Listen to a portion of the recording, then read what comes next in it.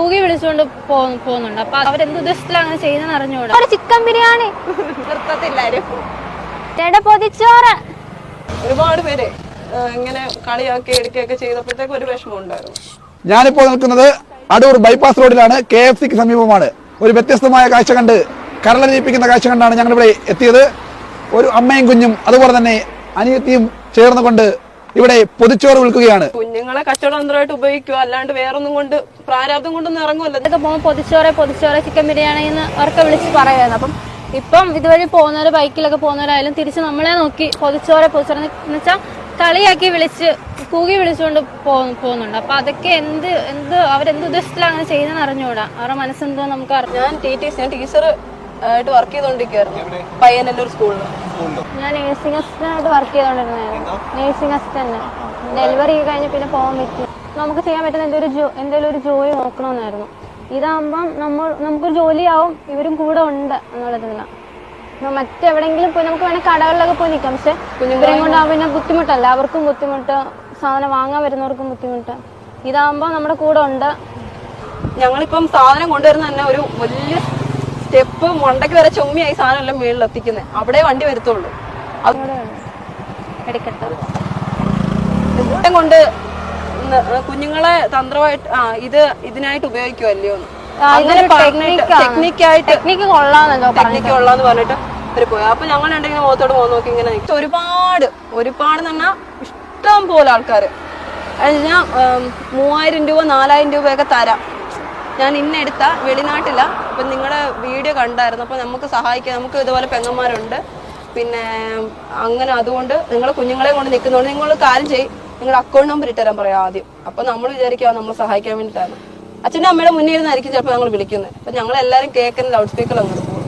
അപ്പൊ ആദ്യം പറഞ്ഞ അക്കൗണ്ട് നമ്പർ തരാനായിരിക്കും. അപ്പൊ അക്കൗണ്ട് നമ്പർ ചോദിക്കുമ്പോൾ കുറച്ച് കഴിയുമ്പോൾ പറയുന്നത് എന്താ പറയുക, അക്കൗണ്ടിൽ ഞാൻ ഇത്രാം തീയതി പൈസ ഇടുക, എനിക്ക് സാലറി ഇത്രാം തീയതി വരുന്നത്, പൈസ ഇട്ട് കഴിഞ്ഞിട്ട് പിന്നെ ടോണൊക്കെ അങ്ങ് മാറും, നിന്നെ ഞാൻ വിളിക്കും, നീ തീരുമാനിക്കുക ഫോൺ എടുക്കണോ വേണ്ടായോ. അങ്ങനെയൊക്കെ കുറെ ആൾക്കാർ വിളിച്ചിട്ടുണ്ട്. പിന്നെ ഡ്രസ്സിന്റെ കാര്യമൊക്കെ പറഞ്ഞിട്ട്, കുഞ്ഞുങ്ങളുടെ ഡ്രസ്സിന്റെ കാര്യം പറഞ്ഞിട്ട് തുടങ്ങിയിട്ട് പിന്നെ നമ്മുടെ കാര്യം ആ ഒരു മേഖലയിൽ എത്തുമ്പോഴേ നമ്മൾ ഫോൺ ബ്ലോക്ക് ആക്കി വെക്കും. പോകുന്നത് ഭയങ്കര അഭിപ്രായം. മസാല നേരത്തെ 100 രൂപ വെച്ചായിരുന്നു ആദ്യം. 100 അതിനകത്ത് മീനും മുട്ട എല്ലാം ഉണ്ട്.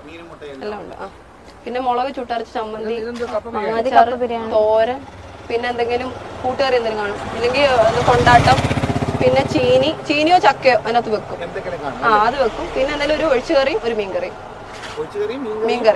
പിന്നെ മുട്ടയുണ്ട്. അല്ല, മീൻ കറിക്കകത്ത് മീൻ വെക്കും.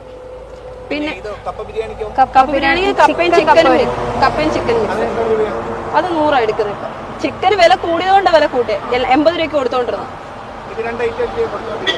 അല്ല, ചിക്കൻ ബിരിയാണി ഉണ്ട്, ചക്കയും മീനും ഉണ്ട്, കപ്പയും മീനും ഉണ്ട്. ചിക്കൻ ബിരിയാണിക്ക് 110 രൂപ 120 രൂപ ആ ഒരു റേറ്റിന് എടുക്കുന്നത്. ചിക്കന്റെ വില ഞങ്ങൾ 2 രൂപ. അമ്മയുണ്ട് സഹായത്തിന്. ചക്കയും മീനും 90. അത് നമ്മള് മറ്റേ മുറിമീനാ കൊടുക്കുന്നത്, ചൂര അങ്ങനെയുള്ള വലിയ മീനാ കൊടുക്കുന്നത്. പിന്നെ ഫുഡിനൊക്കെ നല്ല അഭിപ്രായം പറയുന്നവരുണ്ട്. പിന്നെ എന്തിനും പോരാ ഏതാ സ്ഥിരം വരുന്നത്. പിന്നെ ഞങ്ങളല്ലാണ്ട് കടകളിലൊക്കെ ഓർഡർ കൊടുക്കുന്നുണ്ട്. ഈ മീൻകാർക്കും അങ്ങനെയുള്ള കുറച്ച് പേർക്കൊക്കെ ഫുഡ് കൊടുക്കുന്നുണ്ട്. പിന്നെ പ്രത്യേകിച്ച് എന്തെങ്കിലും പോരായ്മ, ഉപ്പോ അങ്ങനെ എന്തെങ്കിലും പോരായ്മ ഉണ്ടെങ്കിൽ നമ്മുടെ അടുത്ത് പറയാം, നമ്മൾ അതേപോലെ പരിഹരിക്കുകയും ചെയ്യും. തീരാതെ പോയിട്ടുണ്ട്. 10-12 പോയോടെ തിരിച്ചു കൊണ്ടുവരും. ഞങ്ങള് മഴ സമയത്തൊന്നും നമുക്ക് കുടയൊന്നും ഇല്ലായിരുന്നു. അപ്പൊ നമ്മള് അച്ഛന്റെ കടയിൽ കയറി കച്ചവടം ചെയ്യുന്നത്. ഞങ്ങൾ 15 പൊതി 16 പൊതിയൊക്കെ വീട്ടിൽ കൊണ്ട് കരഞ്ഞിട്ടുണ്ട്, സത്യമായിട്ടും കരഞ്ഞിട്ടുണ്ട്. അതേപോലെ സമയം